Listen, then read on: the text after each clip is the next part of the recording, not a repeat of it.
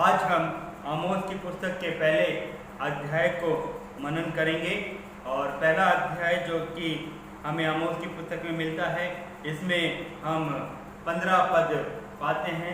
और निश्चय है कि आज के इस नियुक्त समय में परमेश्वर के जीवित वचन से आमोस की पुस्तक उसका पहला अध्याय हम सब के लिए आशीष का कारण बना रहेगा। और जिस रीति से परमेश्वर ने हमारे को पिछले सप्ताह अपनी अगुवाई प्रदान करी और उसके मार्गदर्शन में हम उसकी बहुत सी बातों को सीखने पाए हैं। पिछले सप्ताह हमने आमोस के व्यक्तिगत जीवन पर चर्चा करी और उसके समय काल पर हमने चर्चा करी। उसके ठहराए हुए उस समय में हमने भौगोलिक परिस्थितियों पर चर्चा करी और राजनीतिक परिस्थितियों पर हमने चर्चा करी है। और निश्चय है अब जबकि हम इस पहले अध्याय में जाते हैं, परमेश्वर का वचन हमें इसे स्पष्ट रूप से समझने में सहायता प्रदान करेगा और उसकी आत्मा और उसकी बुद्धि और उसकी समझ हमें से हर एक को प्रभावित करेगी कि हम उसकी अगुवाई में परमेश्वर के वचन को भली प्रकार से सीखने वाले हो सकें। सो आइए इससे पहले कि हम परमेश्वर के वचन के मनन पर आगे बढ़ते हैं, हम सर्वप्रथम अपने आप को परमेश्वर की उपस्थिति में लेकर आए और परमेश्वर से हम प्रार्थना करें कि परमेश्वर आज के इस समय में ये वचन अपनी ओर से हमारे जीवन के लिए आशीष का कारण बनाए। आइए हम प्रार्थना करें। परमेश्वर पिता, बड़ी धन्यवादी हृदय के साथ प्रभु जी, हम आज के मनन के इस समय को तेरे पवित्र हाथों में सौंप देना चाहते हैं। तेरी पूर्ण अगुवाई चाहते हैं, तेरा मार्गदर्शन चाहते हैं। अपनी पवित्र आत्मा से पिता परमेश्वर हमारी अगुवाई करें, परिपूर्ण करें पिता, कि जो बातें हमारी समझ से परे दिखाई देती है उसे प्रभु जी हम तेरे मार्गदर्शन में सीखने वाले हो सकें। हमारे जितने भी श्रोतागण और महिला सभा पिता परमेश्वर इस मनन को ग्रहण करती हैं प्रभु, होने दे पिता परमेश्वर आज का ठहराया हुआ जीवित वचन उन सभी के लिए आशीष का कारण बनने पाए। और होने दे पिता परमेश्वर कि हम तेरी अगुवाई में इस आमोस की पुस्तक को आरंभ से लेकर अंत तक पिता परमेश्वर अपनी आत्मिक उन्नति के लिए सीखने वाले होने पाए। सारी बातों में प्रभु जी आज के संपूर्ण समय को हम तेरे पवित्र हाथों में सौंपते हैं और इस विनती प्रार्थना को तेरे बेटे और हमारे उद्धारकर्ता प्रभु यीशु मसीह के नाम से मांगते हैं, आमीन। आमोस की पुस्तक में हम उसके पहले अध्याय के दूसरे पद से पढ़ना आरंभ करेंगे, क्योंकि जब हम पहले पद को पढ़ते हैं तो वहाँ पर आमोस के स्वयं के जीवन के विषय में बताया गया है कि वो कौन था और किस व्यापार से वो संबंध रखता था, उसका काम क्या था और उसके समय काल के कौन कौन से राजा थे जिसके समय में उसने परमेश्वर की अगुवाई में इज़राइल के विषय में और यहूदा के विषय में भविष्यवाणी की है। उसके आगे हम उन भविष्यवाणियों पर चर्चा करेंगे, अर्थात परमेश्वर के उस वचन पर चर्चा करेंगे जो आमोस के मुख से निकले हैं। आमोस का उद्देश्य यह है कि वे परमेश्वर के ठहराए हुए न्याय को इज़राइल और अन्य राष्ट्रों के ऊपर प्रकट करे और उन पापों के प्रति जो उसने परमेश्वर के विरुद्ध किए हैं, अर्थात इज़राइल ने और यहूदा ने, उन पापों के विषय में वो परमेश्वर के ठहराए हुए अगुवे के रूप में या भविष्यद्वक्ता के रूप में वो भविष्यवाणी करें।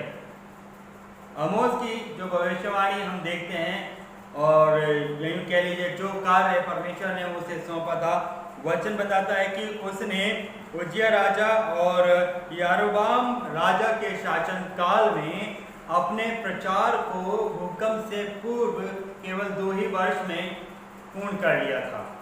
और जब हम उसके वचन पर मनन करते हैं तो आमोस अपने भविष्यवाणी में, अर्थात परमेश्वर के ठहराए हुए उन सभी बातों में एक दृष्टांत के रूप में या यूँ कह लीजिए प्रतीकात्मक रूप में वो अपनी बात को इज़राइल के विरुद्ध और यहूदा के विरुद्ध प्रमाणित करता है, उनके ऊपर प्रकट करता है।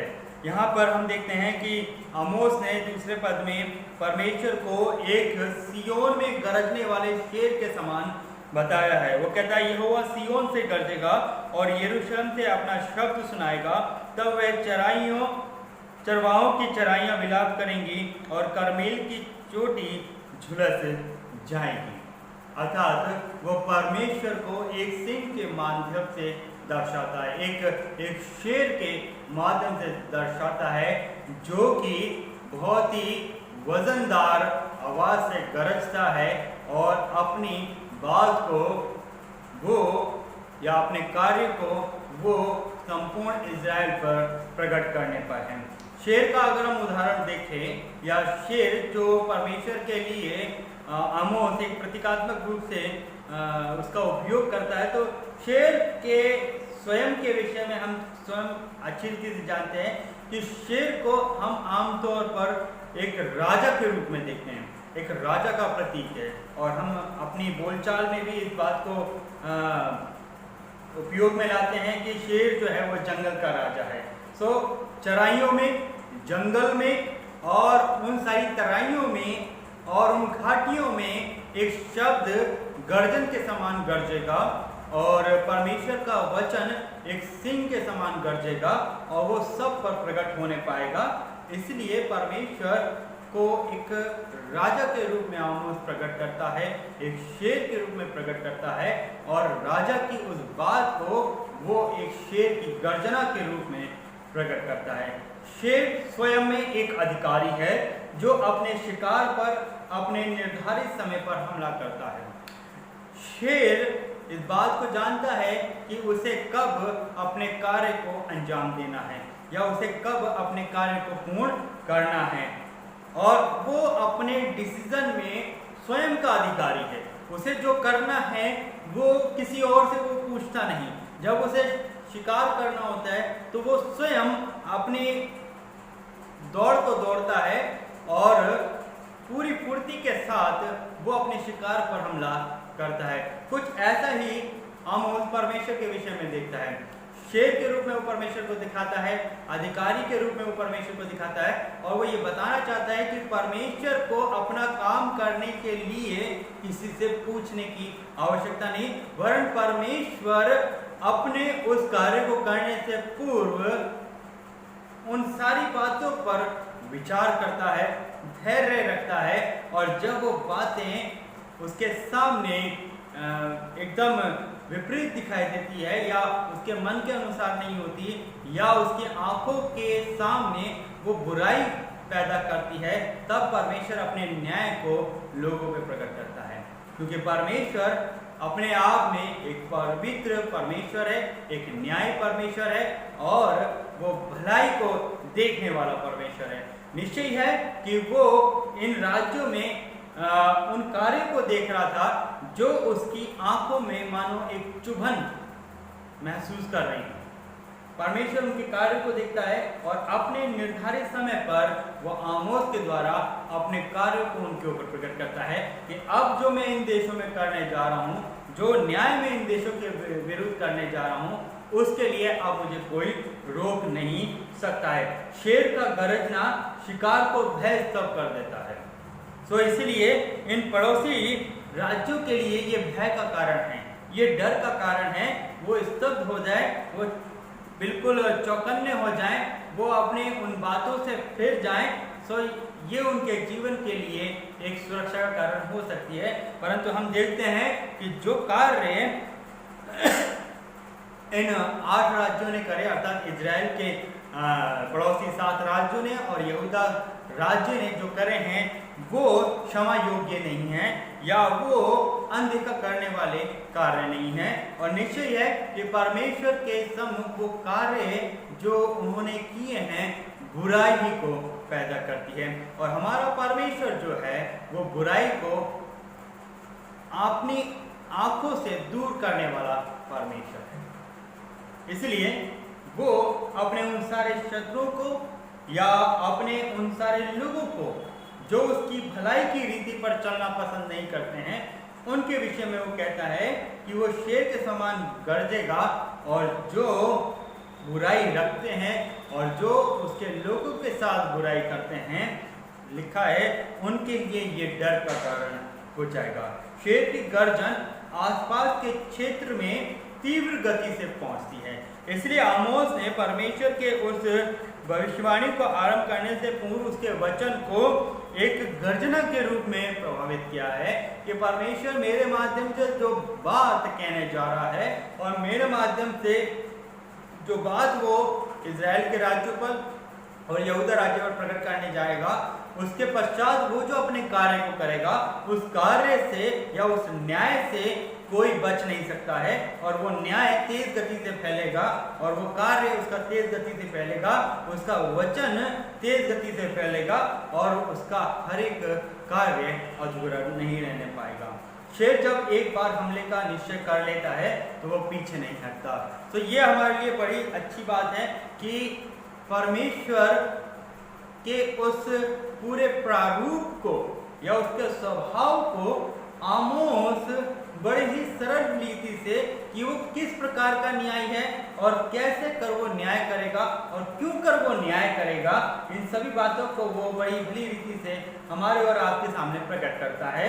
और वो कहता है कि परमेश्वर भी बिल्कुल वैसी है, वो एक शेर के समान है, और जैसे शेर अपना हमला करते वक्त पीछे नहीं देखता, वो निश्चय कर लेता है, वैसे ही परमेश्वर है जिसे हम पीछे मुड़ता हुआ नहीं देख सकते। परमेश्वर ने जिस कार्य के लिए निश्चय कर लिया है या परमेश्वर जिस कार्य को करने की मनसा रखता है उसे वो करता है और उसे हम पलट नहीं सकते हैं।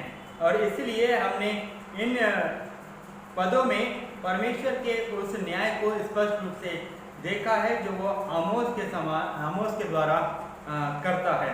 परमेश्वर का गरजना इस बात को भी दर्शाता है या इस बात का भी संकेत करता है कि परमेश्वर अपने कार्य को करने पर है और वह अपना कार्य सियोन अर्थात यरूशलेम से आरंभ करेगा और यहूदा से गुजरते हुए गाजा तक जाएगा और उत्तर दिशा की ओर कर्मेल की उपजाऊ एवं दक्षिणी पश्चिमी ढलानों तक जाएगी जो इजराइल की चुनिंदा कृषि भूमि है।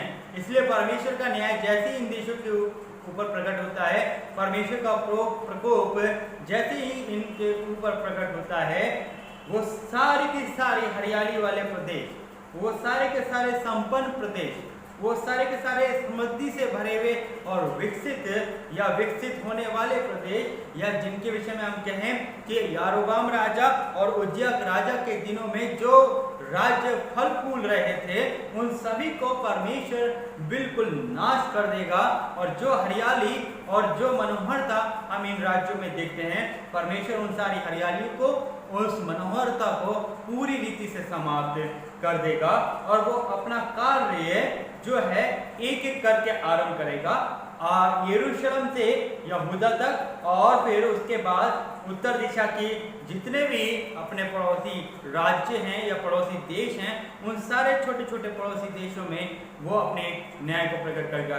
ये वो 7 पड़ोसी राज्य हैं जिनके विषय में हमने पिछले सप्ताह अध्ययन किया था, जैसे कि आराम और गाजा के विषय में, सोर के विषय में, सदोम के विषय में, एदोम के विषय में, अम्मोन के विषय में।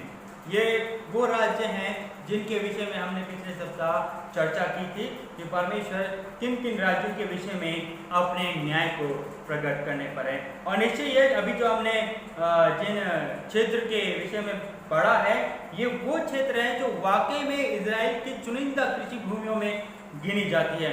और क्योंकि आमोस एक बड़ा चरवाहा है, एक बहुत बड़ा व्यापारी भी है, इसलिए उसको हर एक चरागाह के विषय में और जो पेड़ों का काटने का वो काम करता है, इसलिए उसे हर उस जंगली और घने इलाकों के विषय में बड़े ही विस्तृत रूप से जानकारी है कि कौन कौन से प्रदेश हरे भरे हैं जिनका वर्णन वो स्पष्ट रीति से करता है।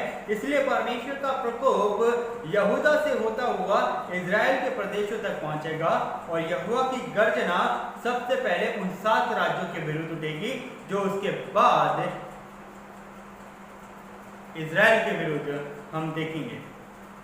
अर्थात परमेश्वर का न्याय पहले इन राज्यों के विषय में होगा और उसके बाद अंत में हम इजराइल के विषय में परमेश्वर के न्याय को देखेंगे। सबसे पहले परमेश्वर ने कर्मेल पर्वत के विषय में चर्चा की है कि वो कर्मेल की चोटी को झुलस देगा। कर्मेल पर्वत के विषय में हम बात करें तो कर्मेल पर्वतों की एक श्रेणी है, ये कोई एक सिंगल पर्वत नहीं है, बल्कि ये श्रेणी है। जैसे हमारे भारत में हिमालय जो है वो एक पर्वत श्रृंखला है, वैसे ही करमेल पर्वत भी एक पर्वतों की श्रेणी है। और करमेल का अर्थ है वाटिका। वाटिका इसको इसलिए बोला जाता है क्योंकि ये एक बहुत ही हरा भरा क्षेत्र है जहाँ घास की अधिकता है और वहाँ पे घास बहुतायत से उगती है और गाय, बैल, भेड़, बकरियां उसे बड़े चाव से खाती थी। परंतु जब देश नाश किया जाएगा तब करमेल की चोटी जो हरी भरी दिखती है सूख जाएगी। अर्थात करमेल पर्वत एक ऐसा पर्वत है जहाँ पे बहुत से चरवाहों के वो सारे झुंड, चाहे वो भेड़ हो, चाहे वो बकरी हो, चाहे वो गाय हो, चाहे वो बैल हो, उन सभी के झुंड अधिकांश उस क्षेत्र के या उन राज्यों के उधर ही जाकर चराया करते थे, क्योंकि यहाँ पर हरियाली बहुतायत से है और जो हमारे पशु हैं और जो पालने वाले पशु हैं उनके लिए वहाँ पर भोजन बहुतायत से उनको मिल पाता है। और इसलिए करमेल पर्वत जो कि अपने आप में एक हरी भरी और संपूर्ण इजराइल में एक चुनिंदा चरागाह के रूप में समझी जाती है। परमेश्वर कहता है सबसे पहले मैं करमेल को झुलस दूंगा, अर्थात करमेल की वो हरियाली समाप्त हो जाएगी, करमेल की वो मनोहरता समाप्त हो जाएगी, करमेल की वो उपयोगिता नहीं रहेगी। और जिन पशुओं का पालन पोषण उस चट्टान से होता है या उस पर्वत से होता है उनको वो चरागाह फिर कदापि ना मिल पाएगी। फिर उसके बाद परमेश्वर आराम के विषय में अपने न्याय को प्रकट करता है। आराम अर्थात दमिश्क की हम बात करते हैं और दमिश्क के विषय में वो अपने न्याय को प्रकट करता है। दमिश्क के विरुद्ध जब परमेश्वर न्याय करता है तो हर एक क्षेत्र के विषय में न्याय करने से पहले परमेश्वर अपने कथन में एक बात को कहता है। वो कहता है कि मैं दमिश्क के 3 क्या वरन 4 अपराधों के कारण उसका दंड ना छोड़ूंगा।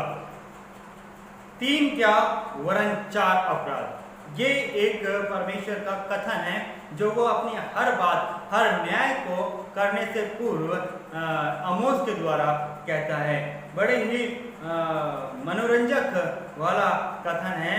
अगर परमेश्वर यूं कहता कि मैं तेरे 3 ठहराए हुए अपराध के विषय में तेरा न्याय कभी ना छोड़ूंगा, तो हमें समझ में आ जाता कि ये 3 जरूर कोई बड़े ऐसे अपराध होंगे जिसके विषय में परमेश्वर न्याय करने पर है। लेकिन यहाँ पर परमेश्वर कहता है 3 क्या वरन 4 अपराध के विषय में मैं तेरे न्याय को नहीं छोड़ूंगा। एक्चुअल में इस कथन का बहुत ही बड़ा सार है, एक बहुत बड़ा भेद है। और यहूदी मत में देखे या उनके जो उनका बोलचाल है, उनकी भाषा है, उनके विषय में हम इस बात को कई बार उपयोग में लाते हुए देखते हैं। एक्चुअली में परमेश्वर का ये कथन एक कहावत के रूप में है, एक मुहावरे के रूप में है, जिसे वो अपनी बात से कहने से पूर्व बार बार इस्तेमाल करता है। दरअसल 1 से बड़ी संख्या का उपयोग पुरानी व्यवस्था में अक्सर किया जाता था। और जैसे हम अय्यूब उसके 5वें अध्याय के 19 पद में पढ़ते हैं, वहां पे लिखा है वो तुझे 6 विपत्तियों से छुड़ाएगा वरन 7 से भी तेरी कुछ हानि ना होगी। अय्यूब की पुस्तक में भी हम इस मुहावरे को कुछ इसी रीति से पूरा होते हुए देखते हैं कि अय्यूब भी अपने विषय में कहता है कि वो अपने लोगों को 6 विपत्तियों से छुड़ाएगा और एक विपत्ति जो अनजानी रीति से वो प्रकट करता है, लेकिन वो कहता है कि वरन 7 है तो उससे भी तेरी कुछ हानि ना होगी। भजन संहिता उसका 62 अध्याय उसके 11 पद में भी हम दाऊद के द्वारा परमेश्वर के वचन में इसी बात को देखते हैं। दाऊद भी अपने जीवन में कहता है कि परमेश्वर ने एक बार कहा और 2 बार मैंने सुना है कि सामर्थ परमेश्वर का है। तो ये मुहावरा या ये कथन या ये बोलचाल का चलन हम कई बार यहूदियों के जीवन शैली में देखते हैं, उनके दैनिक जीवनों में हम इस बात को देखते हैं कि कई बार वो अपनी बात को दुगनी रीति से या उससे ऊपर की श्रेणी से बोलकर प्रकट करते थे। जैसे कि दाऊद भी कहता है कि अगर परमेश्वर ने एक बार कहा तो 2 बार मैंने सुना है। नीति वचन उसका 30 अध्याय उसके 15 पद और 18 पद और 21 पद और 29 पद में भी हम कुछ इन्हीं बातों को पाते हैं, जहाँ पर लेखक कहता है कि ये 3 हैं, लेकिन मैं समझता हूँ कि वरन 4 हैं जिनको समझना अनहोना सा जान पड़ता है, और वो अलग अलग रीति में अलग अलग संदर्भ में उन बातों की चर्चा करता है। अक्सर बड़ी संख्या वालों का जो विस्तार पूर्वक वर्णन किया जाता है और अंतिम बात पर ज़्यादा जोर दिया जाता है। कहने का मतलब यह है कि अगर छोटी संख्या पर कोई बात बोली जाती है वरन उसको बढ़ाकर अगर बोला जाएगा तो उस बात का ज़्यादा प्रभाव होता है।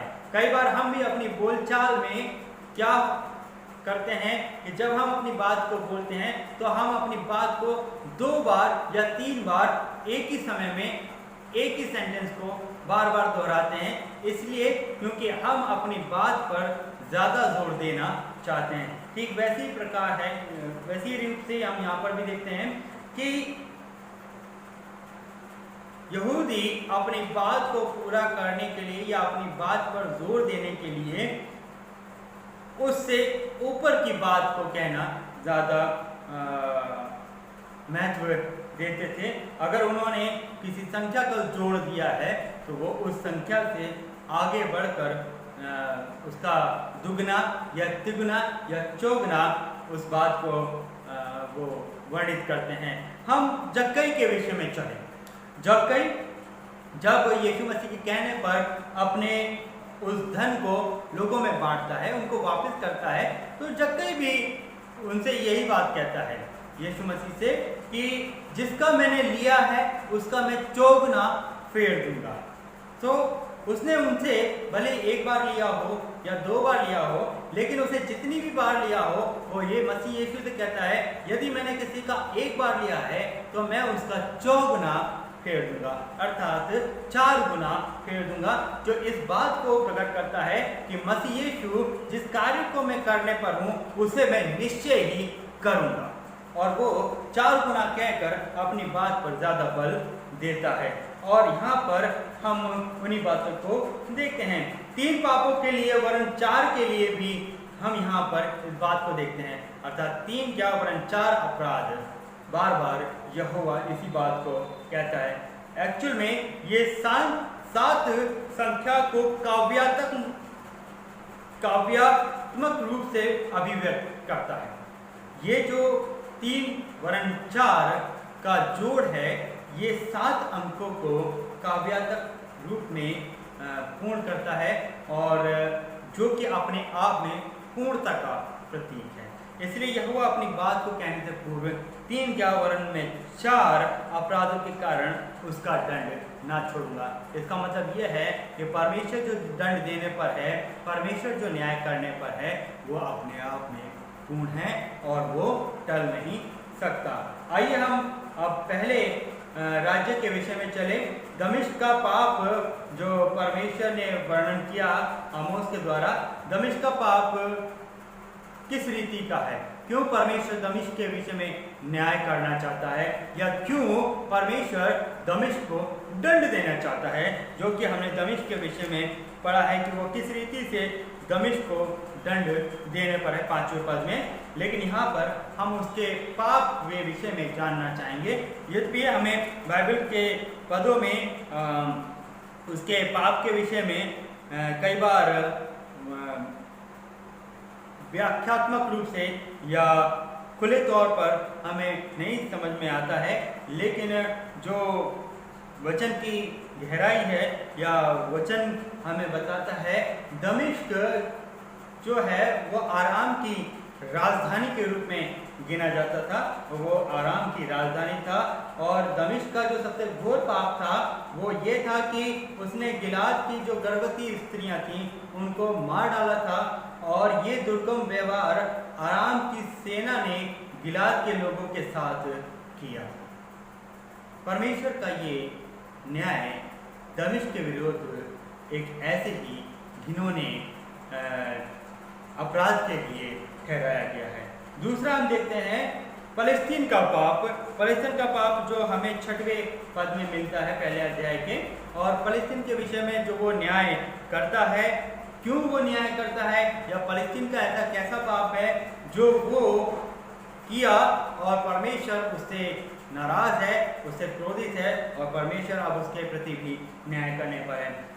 फलस्तीन के विषय में हम बात करें तो गाजा उसका एक राज्य है, और उसके विषय में बताया गया कि गाजा ने मानवता के प्रति जो अपराध किया है वो यह है कि वो गुलाम बनाने के अभियानों में चलते समुदायों को अपने आर्थिक मुनाफे के लिए बंदी बनाकर बेच दिया करते थे, जिनकी बोली एदोम के बाजार में लगती थी।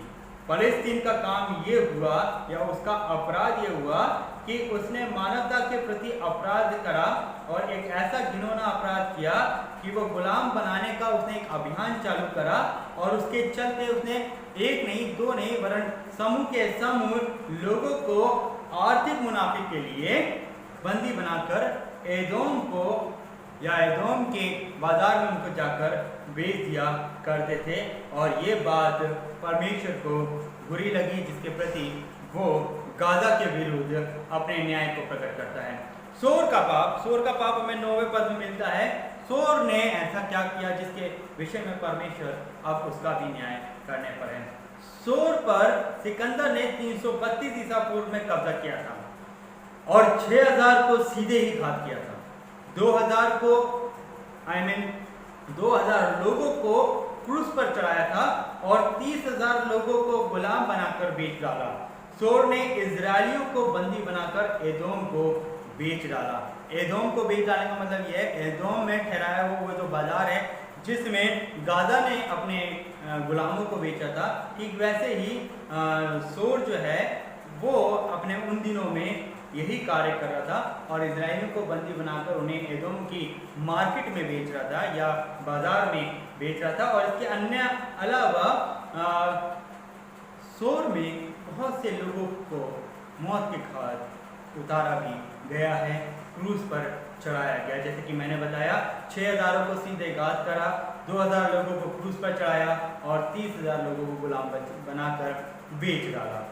एदोम का पाप, हम आगे बढ़ते हैं। एदोम जो कि हमें 11 पद में मिलता है, और एदोम के विषय में भी वो यही कहता है, हर राज्य के विषय में भी कहता है कि एदोम के 3 का वर्ण में 4 अपराधों के कारण उसका दंड ना छोड़ूंगा। एदोम का क्या दंड है या उसका पाप क्या है जिसके विषय में यहोवा उसे दंड देने पर है। एदोम का अपने भाई के प्रति निष्ठुर बैर हम यहाँ पर देखते हैं, और भाई से तात्पर्य एसाव और याकूब से आरंभ हुआ वो रिश्ता है जो हमें उत्पत्ति की पुस्तक उसका 25 अध्याय उसके 29 पद से लेकर 30 पद में हमें मिलता है। उसने अपने भाई को तलवार से घात किया है, अर्थात एदोम ने इजराइल के उन लोगों को बंदी बनाकर, उन्हें गुलाम बनाकर, और ना केवल उन्हें बंदी और गुलाम बनाया वरन उनको मार भी डाला। ये एक तरीके से वंशानुगत भाई भाई का बैर है, एक ऐसा बैर जो कभी समाप्त नहीं हो सकता, एक ऐसी घृणा जिस रीति से वो एक दूसरे को देखते हैं। अमोन का पाप जो कि हमें 13वें पद में मिलता है पहले अध्याय के। अमोन ने भी दमिश्क के समान गिलाद की स्त्रियों के साथ अति क्रूरता का व्यवहार किया था। उसने असुरक्षित स्त्रियों और अजन्मे बच्चों को अपनी सीमा बढ़ाने हेतु घात किया। ये है अमोन का पाप, अर्थात ये वो 5वां राज्य है जिसके विषय में परमेश्वर न्याय करने पर है। ये वो घिनौने अपराध हैं, ये वो कार्य हैं जो परमेश्वर की दृष्टि में बुरे समझे गए। यहाँ तक कि परमेश्वर उनके विषय में न्याय करने के लिए स्वयं तैयार हो जाता है। और इसके आगे हम मोआब के विषय में भी देखेंगे। मोआब का पाप है, यहूदा का पाप है, और फिर अंत में इजराइल का पाप है। लेकिन क्योंकि ये 3 राज्य हमें दूसरे अध्याय से आगे मिलता है, इसलिए हम इसे दूसरे अध्याय में आगे बढ़कर देखेंगे। लेकिन इससे पहले हम जो शुरू के 5 राज्य हैं हमने उनके विषय में मनन किया है कि परमेश्वर किस रीति से अपने कार्य को, अपने न्याय को इनके लिए प्रकट करने पर है। और ये सारे के सारे हमारे को जो है पहले अध्याय में मिलता है कि किस रीति से इस पहले अध्याय में परमेश्वर ने अपने उस न्याय को आमोस के द्वारा एक राजा के रूप में, एक शेर के रूप में इज़राइल और यहूदा के राज्य के ऊपर प्रकट करता है। निश्चय है कि परमेश्वर का ये व्यवहार बड़ा ही कठोर जान पड़ता है, लेकिन ये भी है कि परमेश्वर अपने कार्य में कभी निष्क्रिय नहीं होता, या हम परमेश्वर के उन कार्यों में कोई त्रुटि नहीं निकाल सकते, क्योंकि परमेश्वर स्वयं सच्चा है और इसलिए उसका न्याय भी सच्चा है। निसंदेह आमोस जिस देश के या जिन राष्ट्रों के विषय में चर्चा करता है, उनके कार्य वाकई में परमेश्वर की दृष्टि में बहुत ही घृणित हैं। या यूँ कह लीजिए कि उनके वो कार्य आमोस की दृष्टि में भी घृणित ही साबित होते हैं।